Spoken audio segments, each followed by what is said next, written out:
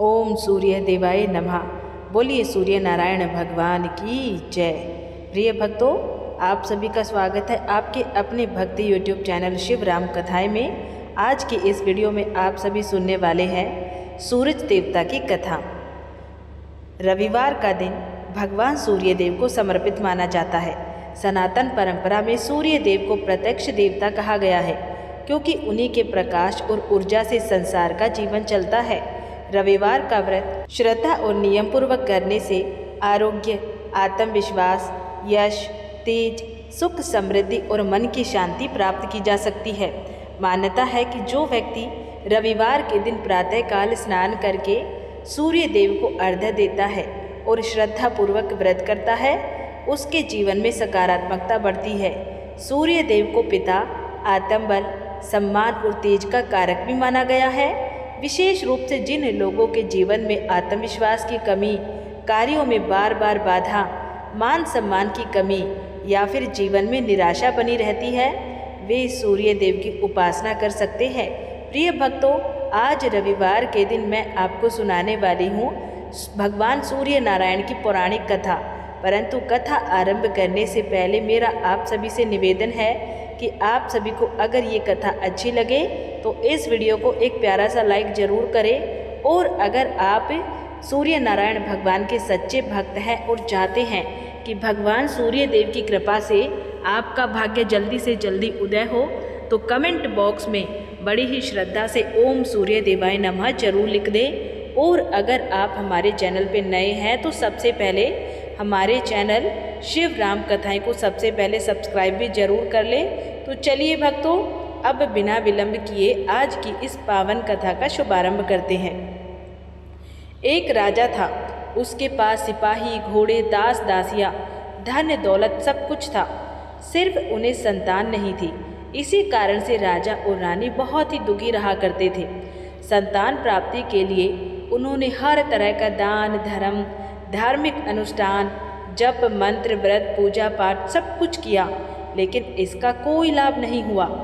जब राजा रानी दोनों ही बुढ़ापे की ओर बढ़ने लगे तो क्या होता है कि दोनों गहन सोच में पड़ गए कि अब इतने बड़े राज्य का क्या होगा, कौन बनेगा इस राज्य का वारिस, कौन प्रजा की जिम्मेदारियों को उठाएगा।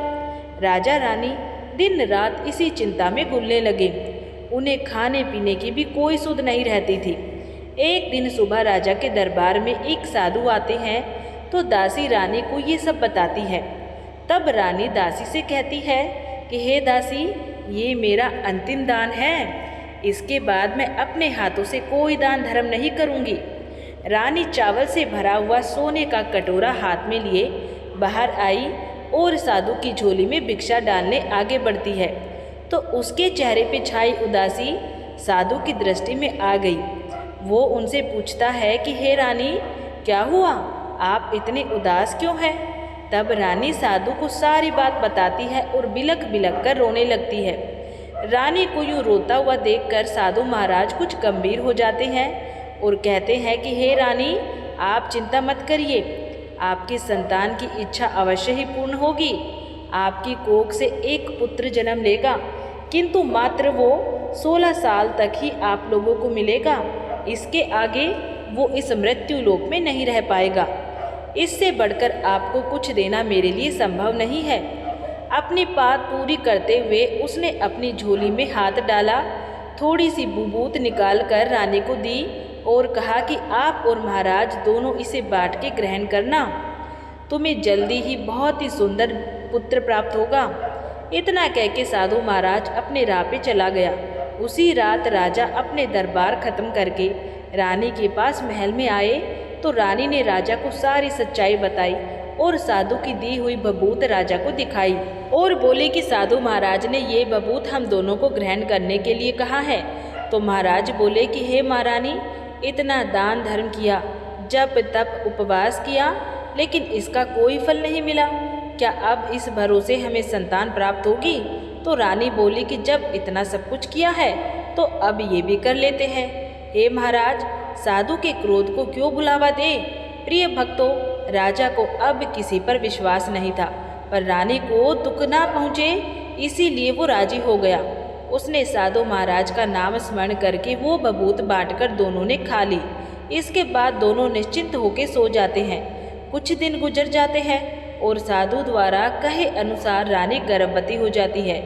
उस पर राजा रानी दोनों की खुशी का तो ठिकाना ना रहा। राजा रानी से बोला कि हे महारानी, सचमुच साधु महाराज की कृपा हो गई है। प्रिय भक्तों, 9 महीने 9 दिन और 9 घंटे पूरे होने पर रानी ने एक अत्यंत सुंदर गोरे चिट्टे पुत्र को जन्म दिया।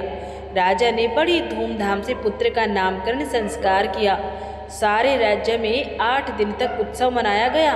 राजा को इस बात का पता था कि हमारा पुत्र सिर्फ 16 साल तक ही हमारे पास रहेगा। प्रिय भक्तों, उसके बाद राजा और रानी बड़े ही प्रेम से बेटे की परवरिश करने लगे। उसकी हर ख्वाहिश पूरी कर दी कि थोड़े समय के लिए ही भगवान ने संतान की अपनी मुराद पूरी कर दी है। राजपुत्र दिन प्रतिदिन बड़ा होता गया। जब वो 8 साल का हो गया तो राजा एक अच्छे गुरु की नियुक्ति करके अस्त्र शस्त्र की विद्या, घुड़सवारी इत्यादि सब शिक्षाएं उसे प्रदान कराते हैं।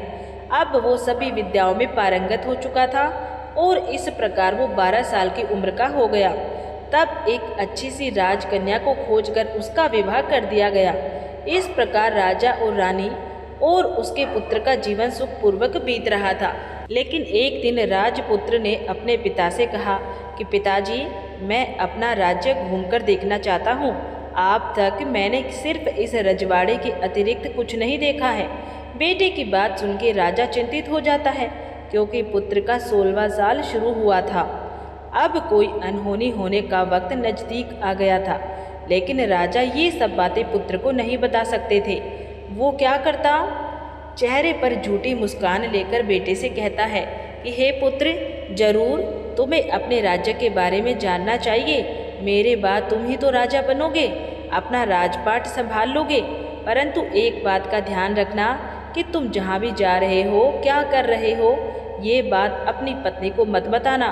पुत्र कहता है कि ठीक है पिताजी, आपने जो कहा मैं वैसा ही करूँगा। राजपुत्र दिन भर अपनी पत्नी के साथ मौज मस्ती करता, खुशीपूर्वक रहता और रात को ठीक 12 बजे बिस्तर से उठ के बाहर चला जाता और फिर सूर्य उदय होने से पहले ही वापस अपने महल में आके सो जाता। ऐसा बहुत दिनों तक चलता रहा। अब राजपुत्र का 16वां साल खत्म होने में कुछ ही दिन बाकी रह गए थे। इतने में उसकी पत्नी यानी कि छोटी रानी रात में एक दिन जाग जाती है। वो देखती है कि बिस्तर पर राजकुमार नहीं है। वो महल में सब जगह देखती है तो राजपुत्र कहीं नजर नहीं आते हैं। अब वो सोचती है कि वो क्या करेगी, किससे कहे। वो चुपचाप रहती है। फिर भोर होने पर वो देखती है कि उसका पति अपने आप जागा नहीं, सोया हुआ है। वो पति से कुछ नहीं पूछती है। लेकिन दूसरी रात भी वैसा ही होता है। तीसरी रात, चौथी रात, 5वीं रात, ऐसे बहुत दिन तक चलता रहा। छोटी रानी बहुत ही चिंतित हो जाती है। पति रात को कहाँ जाता है, किससे मिलने जाता है, उसके मन में ढेर सारे सवाल उठ रहे थे। लेकिन उसे पूछने में भय लग रहा था कि शायद उसका पति क्रोधित ना हो जाए। सास ससुर से पूछने में भी वो बड़ा संकोच कर रही थी। उसकी कुल की मर्यादा बीच में आ जा रही थी। इस तरह से छोटी रानी मन ही मन दुखी रहने लगी। इस हाल में उसने खाने पीने में दिलचस्पी नहीं रही। वो दुबली पतली हो जाती है। तो उसी राज्य में एक फूल बेचने वाली एक बूढ़ी महिला, एक मालिनी थी। वो हमेशा छोटी रानी को फूल देने उनके महल में आती थी। एक दिन उस बुढ़िया का ध्यान छोटी रानी पे जाता है। वो उससे पूछती है कि बेटी, तुम्हें किस बात का दुख है? तुम इस तरह सूख के कांटा क्यों होती जा रही हो? उस पर छोटी रानी कहने लगी कि हे बूढ़ी अम्मा, मैं आपको क्या बताऊं? इस राज्य का राजपुत्र यानी कि मेरा पति अर्थात इस राज्य का राजपुत्र हर रात बिस्तर पर से उठ के कहीं चला जाता है और सुबह भोर होते ही वापस आके सो जाता है। वो कहाँ जाता है? अपने प्रेमिका से मिलने जाता है। क्या करता है मुझे कुछ नहीं पता है।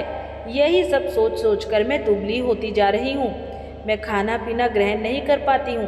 प्रिय भक्तों, वो बुढ़िया उसे एक उपाय बताती है और कहती है कि बेटी ऐसा करना कि आज रात को तुम सोना मत।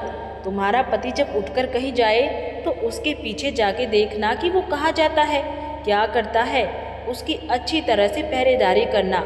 छोटी रानी ने कहा कि हे अम्मा, पर मुझे नींद आ गई तो। वो मालिनी कहती है कि देखो, एक काम करना, अपने दाहिने हाथ की उंगली में एक जख्म लगा लेना, उस पर थोड़ी सी मिर्ची छिड़क देना, तुम्हें जलन के मारे नींद नहीं आएगी। प्रिय भक्तों, उस बुढ़िया के कहे अनुसार छोटी रानी ने अपनी उंगली में एक जख्म लगा लिया और उसमें मिर्ची लगा दी।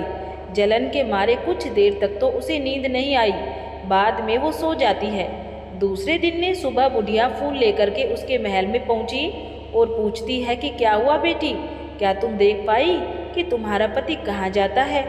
छोटी रानी कहती है कि नहीं अम्मा, पहले कुछ समय जलन के कारण मुझे नींद नहीं आई, पर कुछ देर के पश्चात मैं सो गई। बुढ़िया कहती है कि कोई बात नहीं, आज तुम उंगली पर पहले से भी ज़्यादा बड़ा जख्म करना और ज़्यादा मिर्च लगाना।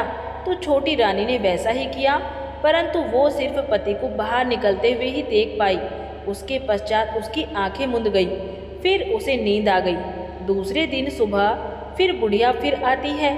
उससे पूछने से पहले ही छोटी रानी रोने लगती है और कहती है, अम्मा, मैं आज भी उनकी पहरेदारी ठीक से नहीं कर पाई। बुढ़िया कहती है कि रो नहीं बेटी, सब कुछ ठीक हो जाएगा। तुम आज रात जख्म और बड़ा करना, उस पर ज़्यादा मिर्च लगाना और एक काम करना, जब वो जाने के लिए निकल ले तब उसका रास्ता रोक लेना। बुढ़िया ने जैसा बताया छोटी रानी ने वैसा ही किया। आज रात उसे नींद नहीं आई।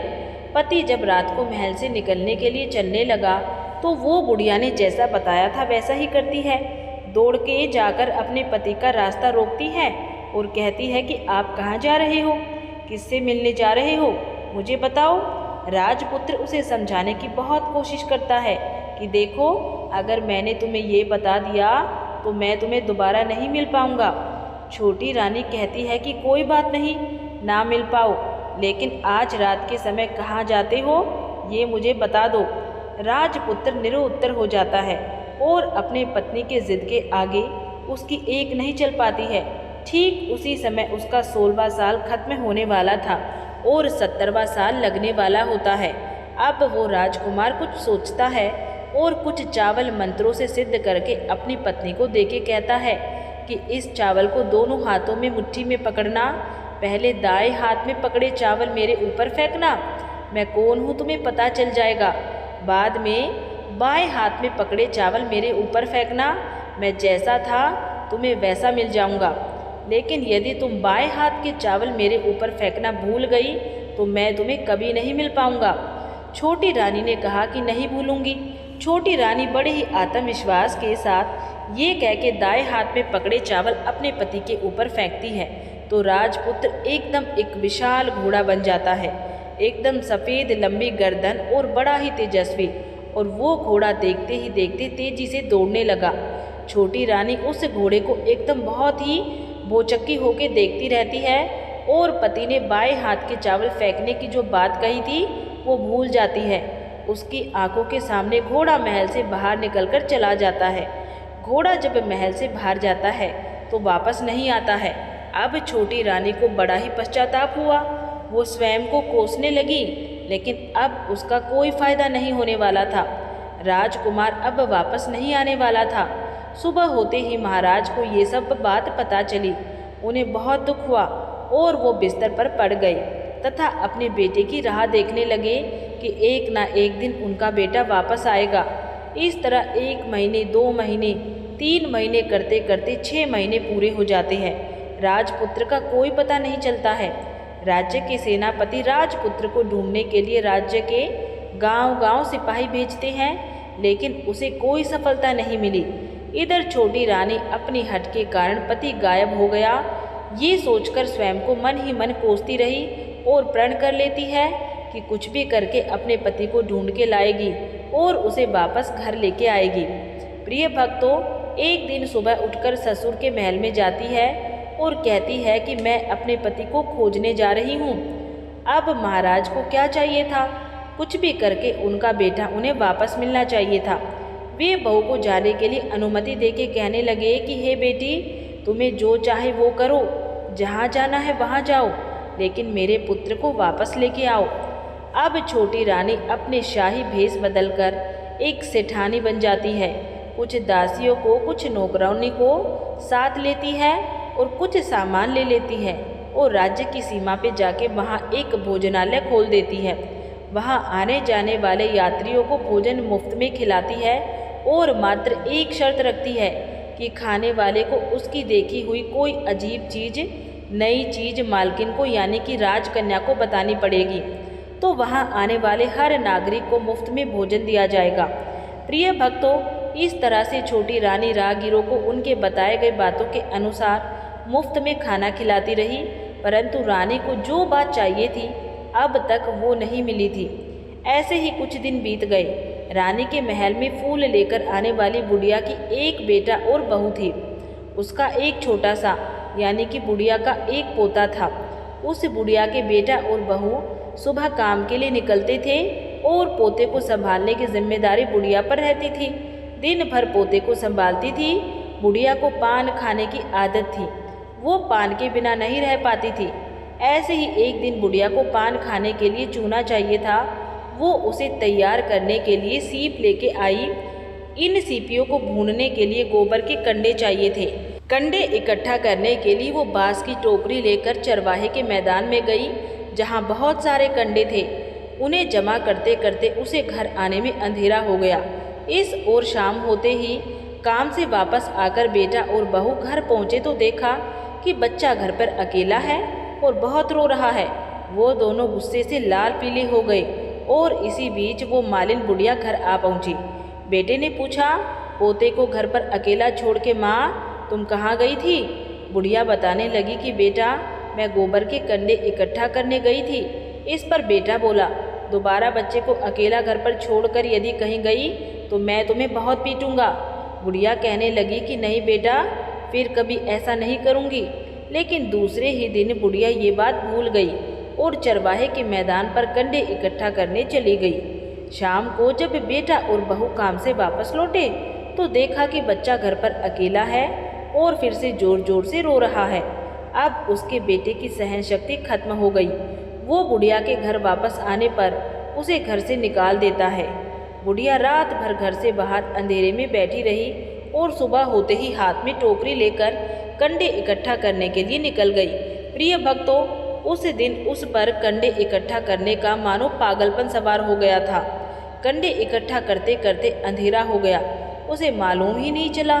जब उसे ध्यान आया तो गांव का रास्ता भी ठीक ठीक दिखाई नहीं दे रहा था। वो अंधेरे में आंखें फाड़ फाड़ कर देखती और किसी तरह आगे निकलने लगी तो उसने देखा कि एक कपिला गाय छन छन की आवाज़ करते हुए गले में घंटी बजाते हुए उस मैदान पे आई। उसे देखकर बुढ़िया सोचने लगी कि इस गाय के पीछे पीछे जाऊंगी तो गांव तक पहुंच जाऊंगी। तब बुढ़िया उसके पीछे जाने लगी। वो गाय उस मैदान से लेकर एक एक करके 6 मैदान पार करती है और आखिर में वो 7वें मैदान तक पहुंचती है। तो वहाँ क्या होता है कि उस मैदान में एक बड़ा सा पत्थर था। गाय जाकर उस पत्थर को अपने सींग से मारती है। जब गाय ने सींग मारा तो वो पत्थर दूर हट गया और पाताल में नीचे जाने के लिए सीढ़ियाँ दिखाई देने लगी। तब वो गाय उन सीढ़ियों से नीचे जाने लगी। वो मालिन बुढ़िया ये सब देख रही थी और झट से गाय की पूंछ को पकड़ लिया उसने। प्रिय भक्तों, वो गाय के साथ ही नीचे पाताल में पहुंच गई और तुरंत ही गाय की पूंछ छोड़ दी और इधर उधर देखने लगी। उसने देखा कि वहाँ बहुत सारे दीपक जल रहे हैं, तेज रोशनी है। जब उसकी नज़र गाय के ऊपर पड़ती है तो वहाँ एक अद्भुत घटना घटती है। गाय के गले में अपने आप साल पड़ गई। छम छम करके कोई दुधाड़ी गाय का दूध धोने लगा, लेकिन कोई भी वहाँ नजर नहीं आ रहा था। बुढ़िया बहुत ही घबरा गई कि कहाँ आकर फंस गई हूँ। वो सोचने लगी और वहाँ छिपने के लिए एक जगह ढूंढने लगी, लेकिन उसे कहीं जगह नहीं मिली। हर जगह उजाला ही उजाला था। तो वो एक कोने में खड़ी हो गई और जो कुछ सामने हो रहा था उसे चुपचाप देखने लगी। उसने देखा कि वहाँ एक उम्दा सफ़ेद घोड़ा और 2 कुंड थे। उसमें से एक कुंड में एक घोड़े ने छलांग लगाई और ऊपर आ गया। उस घोड़े को अब राजपुत्र का रूप प्राप्त हो गया। उसने दूसरे कुंड में पानी में स्नान किया और वहाँ रखे नए कपड़े पहने और नजदीक की एक सुंदर पलंग पे आ गया। उस पर आकर वो बैठ गया। उसके सामने 56 प्रकार के पकवानों से सजी एक थाली आई, दूध की एक प्याली आ गई, 5 सुपारी आ गई। उसके सामने एक दिया जल रहा था। राजपुत्र ने खाना खाया, पानी पिया, 5 सुपारी खाई और बिस्तर पर लेटने से पहले सूर्य भगवान का स्मरण करके सामने जलते हुए दिए से पूछा कि हे दीपांकर, मेरे माता पिता क्या कर रहे हैं? दिया बताने लगा कि बेटे के शोक में डूबे हैं। उसने कहा कि राज्य कौन संभाल रहा है? तो उसने बोला कि राजमंत्री संभाल रहे हैं। उसने पूछा कि मेरी पत्नी क्या करती है? तो दिया बोला कि उसने चौराहे पर भोजनालय शुरू किया है और आते जाते लोगों से नई खबर के बारे में पूछती है। दिए के इतना कहते ही राजपुत्र कहने लगा, ठीक है। उसके बाद वो सो गया। बुढ़िया कोने में खड़ी हुई सब कुछ देख रही थी। ऐसी अद्भुत घटना उसने जीवन में पहली बार देखी थी। उसे अंदर ही अंदर बहुत ही कुलबुलाहट होने लगी। वो अपनी भूख प्यास भूल गई कि आगे क्या होगा। इस उत्सुकता से वो देखने लगती है, लेकिन उसके बाद कुछ घटनाएं नहीं घटती। रात गुजर गई और सुबह हो गई। पलंग पर सोया हुआ राजपुत्र उठा और फिर से पहले वाले कुंड में छलांग लगाई तो अब वो फिर से घोड़ा बनकर कुंड से बाहर आ गया। तेजी से उस पाताल नगरी से बाहर निकल गया, लेकिन कहाँ गया बुढ़िया को कुछ नहीं पता चला। इसके बाद पिछली रात की तरह कोई उस गाय को छम छम करके दूधने लगा। जैसे ही दूध दोना खत्म हुआ, उसके गले की साकर अपने आप खुल गई और वो गाय तेजी से ऊपर जाने लगी, सीढ़ियों की ओर भागने लगी। गाय को दौड़ता देखकर बुढ़िया सोचने लगी कि अब गाय के साथ यहाँ से ऊपर जाना ही समझदारी होगी, नहीं तो कोई मुसीबत आकर उसके ऊपर आ पड़ेगी। झट से उसने गाय की पूंछ पकड़ ली, गाय के साथ ऊपर आ गई। गाय जब मैदान में पहुंची तो उस सुरंग का रास्ता अपने आप बंद हो गया और उसके मुंह पर एक बड़ा सा पत्थर पहले की तरह खड़ा हो गया। ऊपर आकर वो गाय जंगल की ओर निकल गई। इधर वो बुढ़िया एकदम सी बावली हो गई। उसने पाताल नगरी में जो कुछ देखा था वो जल्दी जल्दी किसी को बताने के लिए बड़ी ही उतावली थी। तो उसे एकदम याद आया कि नगर की सीमा पर कोई औरत भोजनालय चला रही है और नई बात बताने वाले को अच्छा अच्छा खाना पीना देती है। वो सोचने लगी, क्यों ना मैं ये बात उस औरत को बताऊं। यदि उसे ये बात पसंद आई तो बाकी जीवन खाने पीने के झंझट से मुक्ति मिल जाएगी। बुढ़िया ने मन में तय किया और तुरंत भोजनालय के द्वार पे पहुंच गई। बुढ़िया द्वार पर टंगी नगाड़े के सामने खड़ी हो गई और जोर जोर से नगाड़ा बजाना शुरू कर दिया। नगाड़े का इस तरह शोर सुनकर मालकिन यानी कि छोटी रानी मन में प्रसन्न हो गई कि शायद कोई नई बात लेके आया है। रानी सिपाहियों को आदेश देती है कि जाइए और कौन आया है उसको अच्छे से खातिरदारी कीजिए। छोटी रानी का आदेश पाते ही सिपाही दौड़ते हुए गए तो वहाँ पर एक बुढ़िया नगाड़ा बजा रही थी। उन्होंने पूछा कि बुढ़िया माई क्या हुआ, नगाड़ा क्यों बजा रही हो? बुढ़िया माई बोली, कुछ नहीं बेटा, यहाँ खाना मिलता है ना, इसीलिए आई हूँ। तो सिपाहियों ने कहा, माई खाना चाहिए? खाना तो मिलेगा, लेकिन तुम्हें कोई नई बात बतानी पड़ेगी। बुढ़िया ने कहा कि हाँ बताऊंगी, एक बात मालूम है मुझे। इस पर सिपाही उसे अंदर लेके आए और मालकिन के आदेश के अनुसार बहुत सेवा सत्कार किया। बड़ी से सुंदर थाली में सुंदर सुंदर पकवान व्यंजन परोसे गए। बुढ़िया बहुत दिनों से भूखी थी, वो खाने पर टूट पड़ी। खाना खाने के बाद सिपाही ने उसे नई साड़ी पहनने को दी। उसके बाद उसे लेके रानी के पास आई। बुढ़िया और छोटी रानी ने तुरंत एक दूसरे को पहचान लिया। तब छोटी रानी ने बुढ़िया से कहा कि अम्मा, अब बताओ तुमने क्या नई बात देखी है? बुढ़िया ने कहा, नई बात? मैंने कोई नई बात नहीं देखी है।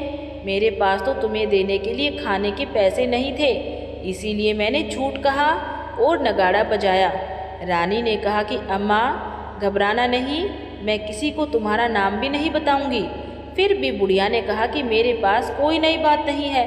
इस पर रानी ने उससे कहा, देखो अम्मा, तुमने मुझे वो नई बात बताई तो जिंदगी भर तुम्हारी देखभाल मैं करूंगी, तुम्हें राजमाता की तरह रखूंगी। अब बुढ़िया बताने के लिए तैयार हो गई। उसने जो कुछ भी चारागाह वाले मैदान में देखा था सब कुछ सच सच छोटी रानी को बता दिया। बुढ़िया की बातें सुन के छोटी रानी को यकीन हो गया कि वो राजपुत्र उसी का पति है। वो तुरंत बुढ़िया माई से कहने लगी कि हे अम्मा, मुझे उस जगह पर लेके चलो। तब बुढ़िया माई बोली कि नहीं नहीं बेटी, वो पाताल लोक है, वहाँ सांप आदि रहते हैं, तुम्हें देख लिया तो तुम्हारी जान खतरे में पड़ सकती है।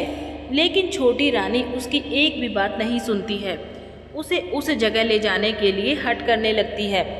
आखिर में बुढ़िया ने उसका कहना मान लिया और कहने लगी कि ठीक है, मैं तुम्हें वहाँ पे ले जा सकती हूँ, पर आज नहीं कल वहाँ जाना।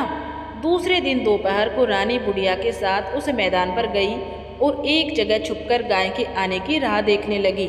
दिन ढलते ही अंधेरा घिरने लगा और गाय हमेशा की तरह वहाँ मैदान में आ गई और उस कोने में जाकर उसने पत्थर पर सींग मारा तो छत से पत्थर हट गया। सुरंग में जाने के लिए रास्ता खुल गया। गाय उस रास्ते से नीचे उतरने लगी तो बुढ़िया छोटी रानी से कहने लगी कि हे बेटी, आगे बढ़ो, हम गाय की पूँछ पकड़कर नीचे उतरेंगे। तो दोनों गाय की पूँछ पकड़कर नीचे उतर गई। बुढ़िया पहले जिस कोने में छिपी थी उसी कोने में छिप गई। अब नीचे सब कुछ पहले जैसा घटित हो रहा था। गाय के गले में अपने आप साल पड़ गई। कोई अदृश्य रूप से उसका दूध दूहने लगा। एक सफ़ेद घोड़ा आकर एक कुंड में छलांग लगाई तो राजपुत्र के रूप में ऊपर आया। वो राजपुत्र दूसरे कुंड में नहाने लगा। बाद में उसके सामने खाने की थाली आई, दूध की प्याली आई और पान का बीड़ा आ गया। राजपुत्र सब ग्रहण करके सोने के लिए पलंग पे चला गया।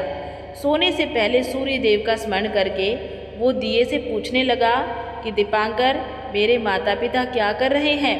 तो वो दिया कुछ जवाब नहीं देता, बल्कि वो बुझने लगता है। तब राजपुत्र को कुछ घटित हुआ है इसका संदेह हो गया। वो उदास हो गया और जो कुछ हुआ है हो जाने दो, ऐसा कहकर, ऐसा सोचकर वो बिस्तर पर लेट गया। अब रानी का संयम टूट गया। वो दौड़कर अपने पति के पास आई। उसके पैर पकड़ने के लिए आगे बढ़ती है। तब राजपुत्र तुरंत ही पत्नी को पहचान गया और झट से पीछे हट गया और चिल्लाने लगा कि नहीं नहीं, मुझे मत छूना, सर्वनाश हो जाएगा। रानी दोनों हाथ जोड़कर पति से अपनी भूल को स्वीकार करने लगी कि स्वामी, मुझसे भूल हो गई है। मुझे आपसे नहीं पूछना चाहिए था कि आप रात को कहाँ जाते हो। मैं अपनी भूल स्वीकार करती हूँ। मुझे मेरी भूल की सज़ा मिल गई है। अब आप घर चलो। आपके वियोग में आपके माता पिता ने बिस्तर पकड़ लिया है। आपकी प्रजा बहुत दुखी है। इस पर राजपुत्र कहने लगा, वही तो एक बार तुम गलती कर बैठी हो, अब दोबारा मत करना, नहीं तो मैं तुम्हें जो दिख रहा हूँ वो भी नहीं दिखाई दूंगा। रानी अब विलाप करने लगी, जोर जोर से जमीन पर सिर पटकने लगी। राजपुत्र के मन में उसके प्रति दया उत्पन्न हो गई। वो उसे कहने लगा कि यदि तुम मुझे पाना चाहती हो तो तुम्हें एक काम करना होगा। काम कठिन है, लेकिन वो तुम्हें अकेले ही करना होगा। रानी ने कहा कि कहिए स्वामी, कितना भी कठिन काम हो मैं पूर्ण करूँगी। इस पर राजपुत्र ने कहा कि इस पाताल से ऊपर जाते ही तुम्हें एक घना जंगल नजर आएगा। ऐसे 6 जंगल पार करने के पश्चात तुम्हें एक 7वां जंगल मिलेगा। वो जंगल सबसे घना है। उस जंगल के बीचों बीच एक पीपल का पेड़ है। उसके आसपास की जगह पत्ते, फंदे, जटाएं आदि से ढक चुकी हैं। वहाँ बाघ, शेर, सांप, भालू बैठे हैं। तुम्हें उन सबको भगाकर वो जगह साफ करनी है। उसको गोबर से लिपाई करके पवित्र बनाना है, रंगोली से सजाना है। उसके बाद वहाँ धूप कपूर जलानी है, फूल और कुमकुम से पेड़ की पूजा करनी है, दूध और दही से बने चावल का भोग लगाना है। ये सब तुम्हें दोपहर को 12 बजे से पहले करना है। 12 बजने के समय तुम्हें उस जगह पर बैठकर सूर्य भगवान का ध्यान करना है। ठीक 12 बजे सूर्य भगवान का रथ वहाँ से उतरेगा। वे सब देखकर खुश हो जाएंगे और कहेंगे कि जिस किसी ने भी ये सब किया है उसे मैं मनचाहा फल दूंगा। तो तुम सामने जाकर उनके रथ का दाहिना घोड़ा मांगना, मैं तुम्हें मिल जाऊंगा। इतनी बात कहकर राजपुत्र अपने पलंग पर सो गया। छोटी रानी रात भर वहीं रही और सुबह होते ही बुढ़िया के पास गाय का पूँछ पकड़ के ऊपर आने के बाद बुढ़िया से कहने लगी कि अम्मा, अब मैं अकेले ही आगे जाऊंगी, तुम भोजनालय वापस जाओ। वो जंगल में जाकर राजपुत्र के कहे अनुसार वो जगह साफ करती है। बाद में राजपुत्र ने जैसा बताया था उसे वैसे ही लिपाई करके वापस आ गई। दूसरे दिन सुबह होने से पहले उठी और जंगल में उसी जगह पहुंची जहां इत्र गुलाब का पानी छिड़ककर वो जगह सुगंधित की। धूप अगरबत्ती जलाकर उसे पवित्र किया। और पूजा की सब सामग्री वहाँ तैयार रखकर सूर्य भगवान का ध्यान धर के बैठ गई। जैसा कि पति ने बताया था, दोपहर को ठीक 12 बजे सूर्य भगवान का रथ उसी पीपल के पेड़ पर आके रुका। सूर्य भगवान ने जब रथ के नीचे देखा तो सुगंधित वातावरण देखकर वे बहुत ही प्रसन्न हो गए। फिर वे बोले कि जिस किसी ने भी ये काम किया है, मैं उसे मनचाहा वरदान दूंगा। ये सुनकर वो दौड़कर उनके सामने आ गई। उनको साष्टांग नमस्कार करके बोली कि हे सूर्य भगवान, मैं वही हूँ, मैंने ही इस जगह को साफ किया है। तब सूर्य भगवान ने कहा, अच्छा तो तुम्हें जो चाहिए वर मांगो। उसने कहा कि भगवान, मुझे आपके रथ का दाहिना घोड़ा चाहिए। सूर्य भगवान बोले, नहीं नहीं, मैं तुम्हें और कुछ भी दे सकता हूँ, लेकिन ये घोड़ा नहीं दे सकता हूँ। मेरे रथ के 12 घोड़े हैं, तुम चाहो तो कोई भी और घोड़ा मांग लो, लेकिन ये दाहिना घोड़ा नहीं, वो मैं तुम्हें नहीं दे सकता हूँ। छोटी रानी ने एक नहीं सुनी। वो सूर्य देव से एक ही बात की रट लगाती रही कि उसे दाहिना घोड़ा दे दीजिए, नहीं तो मैं आपके पैरों में गिरकर अपनी जान दे दूंगी। अब सूर्य देव धर्म संकट में पड़ गए। उन्होंने वचन दे दिया था, अब अपने वचन से पलट भी नहीं सकते थे। तब सूर्य भगवान ने बोला, मैंने तुम्हें घोड़ा दे दिया, लेकिन घोड़ा तो दे दिया, वो तुम्हें वहाँ नहीं मिलेगा, तुम्हें उसे पाताल लोक में जाके लाना होगा। रानी बोली, पाताल लोक में ही क्यों भगवान, मैं तो उन्हें पाने के लिए कहीं भी जा सकती हूँ। रानी को वचन देके भगवान सूर्यदेव अंतर्धान हो गए और अपने मार्ग पर चले गए। इधर रानी जंगल से अपने भोजनालय में गई, फिर बुढ़िया को साथ लेकर उस मैदान में गई और जल्द ही शाम हो गई। शाम होते ही वहाँ पर एक गाय आई। उसने सींग मारकर सुरंग का पत्थर हटाया, नीचे उतरने लगी। रानी और बुढ़िया जल्दी जल्दी उसकी पूंछ पकड़कर नीचे उतर गए। पाताल में सब घटनाएं पहले की तरह ही घटने लगी। घोड़े का एक कुंड में नहाकर राजपुत्र बन जाना, नहा धोकर पलंग पर जाकर बैठना, उसे खाने की थाली, दूध प्याली, पान का बीड़ा आना। लेकिन आज एक नई बात घटी। आज 2-2 थाली, 2-2 दूध की प्याली और 2-2 पान के बीड़े उसके सामने आए। वो कुछ नहीं बोला। अपने हिस्से की थाली खाकर, दूध पीकर, पान का बीड़ा चबाकर वो सोने चला गया और हमेशा की तरह दिए से पूछने लगा कि हे प्यारे दिए दीपांकर, मेरे माता पिता क्या कर रहे हैं। दिए ने बताया कि हे राजपुत्र, वे दोनों तुम्हारे शोक में मरने की स्थिति में पहुंच गए हैं। ऐसा सुनकर उसकी आंखों से झरझर आंसू टपकने लगे। फिर वो पूछने लगा कि हे दीपांकर, मेरा राज्य कैसा चल रहा है।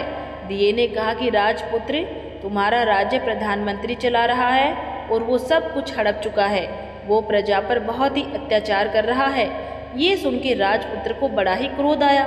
वो क्रोध से तमतमा गया, अपनी मुट्ठी भींचने लगा। अब उसने दिए से पूछा कि दीपांकर, मेरी पत्नी क्या कर रही है। अब दिया कुछ नहीं बोला और चुप रह गया। तब फिर छोटी रानी का संयम जवाब दे गया। वो दौड़कर पति के गले लग गई और फिर अपने पति राजपुत्र से फूट फूट कर रोने लगी और कहने लगी कि हे स्वामी, अब आप हमें वचन दीजिए कि आप फिर से घोड़ा तो नहीं बनेंगे। तो उसने अपने पति को वचन दिया कि हे प्रिय, मैं दोबारा घोड़ा नहीं बनूंगा। तुमने जो इतने सारे कष्ट उठाए, मुझे पाने के लिए सूर्य देव से तुमने सौदा किया और तुमने मुझे घोड़े के जन्म से मुक्ति दिलाई है। उसके बाद दोनों पति पत्नी और वो बुढ़िया उस गाय का पूंछ पकड़कर पाताल लोक से सीधे बाहर आए भोजनालय में और वहाँ सब सामान लोगों में बराबर बराबर बांट दिया और फिर उसके बाद अपने राज्य को लौट गए। राजपुत्र वापस आता है और उसके तेवर देखकर तो जो प्रधानमंत्री होता है घबरा जाता है। राजपुत्र ने उसे बंदी बनाने का आदेश दिया और उसे कैद खाने में डलवा दिया और राज्य की बागडोर अपने हाथों में ले ली। इसके बाद वो अपने माता पिता से मिलने के लिए महल में गया। तब राजपुत्र वहाँ पहुंचकर क्या देखता है कि उसके माता पिता उसके शोक में अस्थि पंजर बने हुए हैं। पुत्र को वापस आया देखकर मरणासन राजा रानी की आंखों से टप टप आंसू बहने लगे। उन दोनों ने पुत्र को गले लगा लिया, उसे बड़ा ही प्रेम किया। इतना होने के बाद उनकी सेहत में एकदम से सुधार आने लगा। अब वे बिस्तर से उठ के बैठ गए, पुत्र को आशीर्वाद देने लगे। राजपुत्र के आने की खबर तुरंत राज्य में फैल गई। प्रजा खुशी के मारे फूली नहीं समाई। प्रजाजन महल के सामने इकट्ठे हो गए। राजपुत्र ने भी उन्हें दर्शन दिए और आज से उन्हें कोई दुख नहीं होगा, ऐसा उन्हें वचन दिया।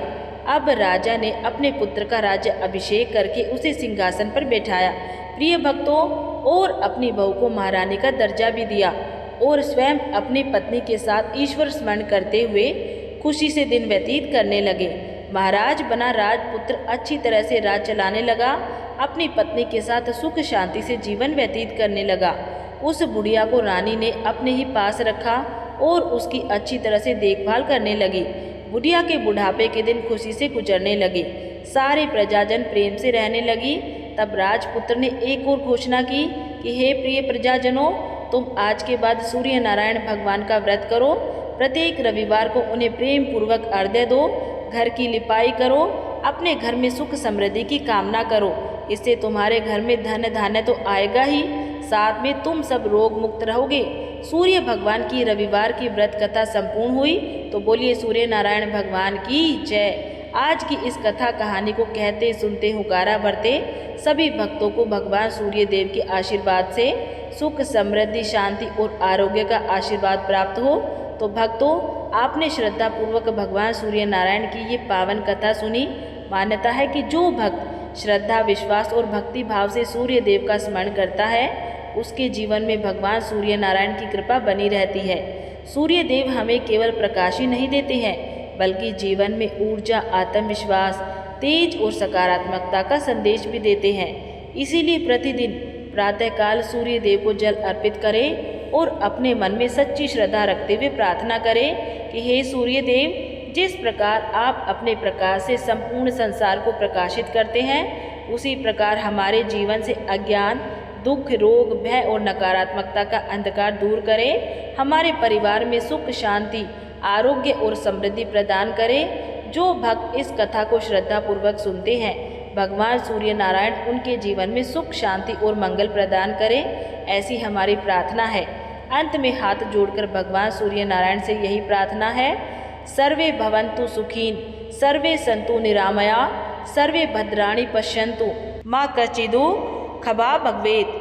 आप सभी के जीवन में सूर्य देव का प्रकाश, आरोग्य, सुख और समृद्धि सदैव बनी रहे। ओम आदित्याय नमः, ओम सूर्याय नमः। जय भगवान सूर्य नारायण, जय श्री सूर्य देव। प्रिय भक्तों, उम्मीद करती हूँ आज की ये कथा आपको अत्यंत ही पसंद आई होगी।